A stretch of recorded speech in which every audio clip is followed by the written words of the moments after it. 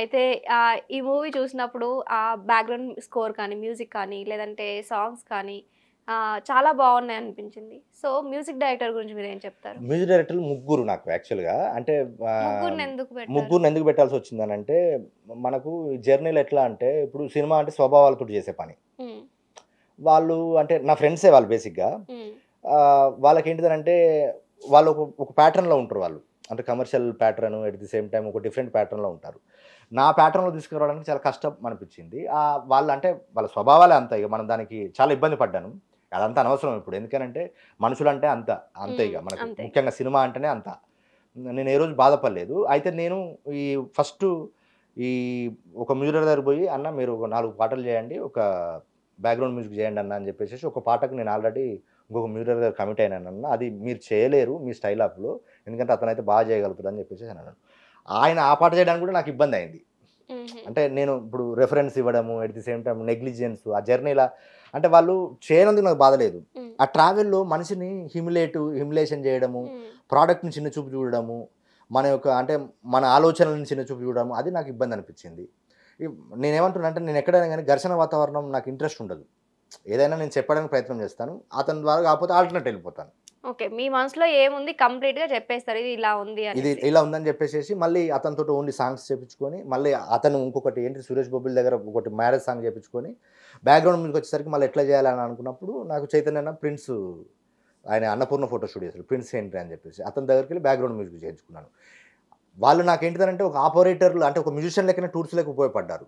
నేనే maximum reference తీసుకొని ఎందుకంటే నా బేబీ చుట్టూ ఎట్లా ఉండాలి, మ్యూజిక్ ఎట్లా ఉండాలి, విజువలైజేషన్ ఎట్లా ఉండాలనేది నాకు ముందు నుంచి ఒక అవగాహన ఉంది కాబట్టి జాగ్రత్త పడి చేసుకున్నాను. కొంచెం ఇబ్బందయింది. కానీ అంతిమంగా అవుట్‌పుట్ బాగొచ్చింది. ఇప్పుడు 4 పాటలు రిలీజ్ అయినాయి. అన్నీ మంచి పాటలు. నేను ముందు నుంచే అనుకున్నాను. ప్రొడ్యూసర్స్ కూడా అదే చెప్పాను. సార్ నేనిస్తే మీకు హిట్ ఆల్బమ్ ఇస్తాను సార్ అని చెప్పాను. అది నిలబెట్టుకున్నాను నేను వాళ్ళ దగ్గర. వాళ్ళు కూడా అదే అన్నారు. At the same time background music. ఇప్పుడు మీరు బ్యాక్‌గ్రౌండ్ మ్యూజిక్ సినిమా చూడండి. ఎంత బాగుంటదంటే బ్యాక్‌గ్రౌండ్ మ్యూజిక్ మిమ్మల్ని సినిమా అంటే నేను రెండే 2 ఫీల్ అయితా. కనబడేది, వినబడేది. సినిమా అంటే రెండే. కనబడేది, వినబడేది. మనకు కనబడేది ప్రాబ్లమ్ ఉన్నా గానీ, వినబడేది ప్రాబ్లమ్ ఉండదు. ఎందుకంటే మనల్ని అట్లా ఆ మూడ్ క్రియేట్ చేస్తా ఉంటది. అవును. అట్లా మీరు మ్యూజిక్ తోటి సినిమా చూడండి. మీకు ఎక్కడ కూడా మీకు ఇప్పుడు సినిమా అంటే చిన్న చిన్న ప్రాబ్లమ్స్ ఉంటాయి. నేను ఉండను అనట్లేదు. కానీ మీకు music at the same time ఆర్టిస్ట్‌ల పెర్ఫార్మన్స్ ఆ డైలాగ్స్ తోటి మీరు ఒక 2 గంటలు చాలా ఎంజాయ్ చేస్తారు సినిమాని. సూపర్. అయితే ఇప్పుడొచ్చే చిన్న మూవీస్ అన్నీ కూడా ఓటీటీలో రావడమే కుదురుతుంది. థియేటర్‌కి వెళ్ళి మరీ చూడట్లేదు. సో, థియేటర్‌కి వెళ్ళడానికి మీరు రీజన్ ఏం చెప్తారు? థియేటర్‌కి వెళ్ళడానికనంటే సినిమా అంటే మనకు ఆఫ్‌కోర్స్ కరెక్టే. ఒక పెద్ద హీరో గాకుండా చిన్న హీరోలంటే థియేటర్‌కెళ్ళట్లేదు. కానీ మంచి సినిమాను ప్రేక్షకులు ఆదరిస్తున్నారు. వాళ్ళ దగ్గర తీసుకెళ్లడం మనకు పబ్లిసిటీ అనే ఒక సాధనం. అట్లా నేను మంచి పబ్లిసిటీ చేశాను సినిమాకి సంబంధించి. ముందు నుంచే నేను సినిమాకి సంబంధించి మంచి పబ్లిసిటీ చేశాను. నా స్థాయి సినిమాకి ఇంతవరకు ఎవరు చేయని పబ్లిసిటీ నేను చేశాను. ముందు నుంచెల్లి. నేను 'హరికృష్ణ' అన్న శనివారం ద్వారా ఆల్రెడీ 'షరతులు వర్తిస్తాయి' అనే ఒక సినిమా వస్తుందని చెప్పేసేసి ఆ శనివారంకి వచ్చే వాళ్ళకి తెలిసింది. ఓకే. అంటే మనకు క్రౌడ్‌కే కదా! మౌత్ టు మౌత్ కదా చెప్పేది. అవును. అట్లా హరికృష్ణ అన్న మాకు మొదటి నుంచి మంచి సపోర్ట్ ఇచ్చిండు. మళ్ళా ఎట్ ది సేమ్ టైమ్ మేమేం చేసినాము, త్రివిక్రమ్ గారితో ఫస్ట్ లుక్ రిలీజ్ చేసుకున్నాం. ఓకే. త్రివిక్రమ్ లాంటోళ్ళు ఫస్ట్ లుక్ రిలీజ్ చేసేసరికి ఒక అటెన్షన్ క్రియేట్ అయింది. త్రివిక్రమ్ గారు రిలీజ్ చేసినాక ఫస్ట్ సాంగ్‌ని శేఖర్ కమలతోటి రిలీజ్ చేయించాను. ఓకే. అంటే సెలబ్రిటీలు. హ్మ్. మళ్ళా టీజర్‌కి 'దిల్ రాజు' గారిని తీసుకొచ్చేసేసి మేము టీజర్ లాంచ్ చేయించాము. అంటే ఇప్పుడు ఎట్ ఏ టైము ఒక 15 డేస్ గ్యాప్‌లో ఈ 3 ప్రోగ్రామ్‌లు జరిగేసరికి మాకు ఒక అటెన్షన్ క్రియేట్ అయింది. అవును. అటెన్షన్ క్రియేట్ అయినాక మన ప్రేక్షకులు ఇప్పుడు థియేటర్‌కి ఎంతవరకు మనం పుష్ చేయగలుగుతాం అని చెప్పేసేసి మళ్ళీ నేనేం చేసినా, ఇప్పుడు సెలబ్రిటీలు వచ్చిర్రు, సినిమా వాళ్ళకి తెలిసింది, వాళ్ళు యాక్సెప్ట్ చేసారు. కానీ వాళ్ళ దగ్గర కూడా డైరెక్ట్ ఎళ్ళాలని నేనేం చేసినా కొన్ని మంచి ప్రయోగాలు చేసినా నేను. అంటే ఇప్పుడు మేడారం జాతర ఉన్నది. మేడారం జాతరకి 1,25,000 మంది అటు 1,25,000 మంది అయ్యారు కదా! నేను మేడారం జాతర చుట్టూ ఫ్లెక్సీలు పెట్టించాను. అంటే నా ఫ్లెక్సీ దాటే ఇప్పుడు భక్తులు అందరూ అక్కడికెళ్ళిర్రు.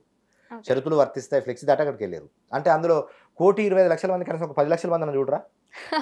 అక్కడ డిసిప్లే పెట్టాను. ఈచ్ అండ్ ఎవ్రీ స్టెప్ ఆ! చాలా కేర్‌గా కేర్ తీసుకున్నారు. తీసుకున్నాను. మళ్ళా దానికితో పాటు నాకు హరికృష్ణ అన్న సాయంతోటి హైదరాబాద్ బుక్ ఫెయిర్‌లో సాయంతోటి నేను బుక్ ఫెయిర్ దగ్గర ఒక 2 ఫ్లెక్సీలు పెట్టాను. ఓకే. అంటే నా ఫ్లెక్సీ దాటుకొని వాళ్ళు నాకు బుక్ ఫెయిర్‌లోకి ఎంటర్ కావాలి. అట్లా అక్కడ దానికి ఒక 40,00,000 మంది అటెండ్ అయ్యారు దానికి. అంటే సాధ్యమైనంత వరకు మేము ఏంటిదంటే ప్రేక్షకులకి సినిమాని థియేటర్‌లో చూయించడానికి. ఎందుకనంటే సినిమా ఏంటిదంటే థియేటర్‌లో చూస్తేనే మంచి ఎక్స్‌పీరియన్స్. థియేటర్ ఎక్స్‌పీరియన్సే. ఓటీటీలో చూస్తారు. కానీ థియేటర్ ఎక్స్‌పీరియన్స్. మళ్ళా ఏంటిది నేను ఒక మంచి కథని చెప్పాను కదా! మళ్ళా మంచి కథలో ఏంటిది నా ఇంటెన్షన్ అంతా సినిమాలో మానవ సంబంధాలు బాగుండాలని నేను ప్రయత్నం చేసిన.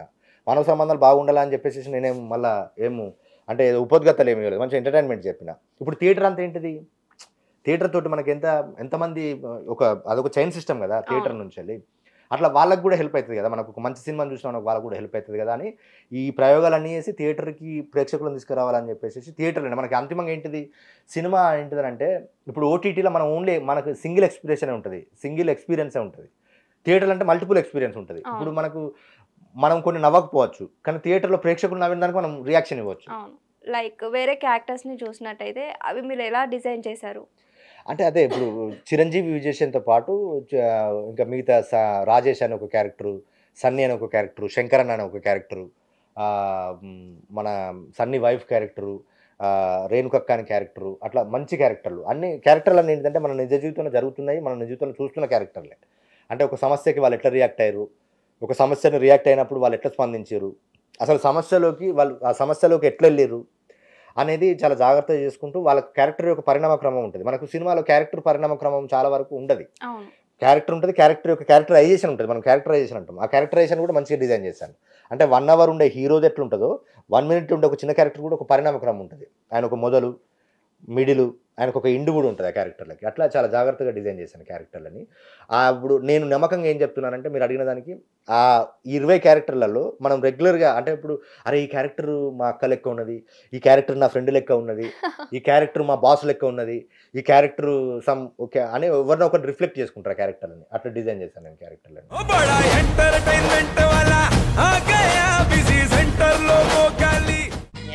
సక్కు సక్కేంద్ర సక్కు సక్కు బాయ్ బాయ్ బాయ్ బాయేంద్ర భార్గవ్ బాయ్ బాయ్. గిరాకి వచ్చే టైం ఏంది, కస్టమర్లు వస్తున్నాడు, రేటు కలిపి గురి. కస్టమర్లు వస్తున్నారు కదా, మాత్రం పొగరు ఉంటుంది మరి. తగ్గించేద్దాం పొగర్ని. డబ్బులు కట్టేస్తావేంటి కొంప తీసి? లేదు, కస్టమర్లు ఆపేద్దాం. పదా మరి మన బిజినెస్ స్టార్ట్ చేద్దాం.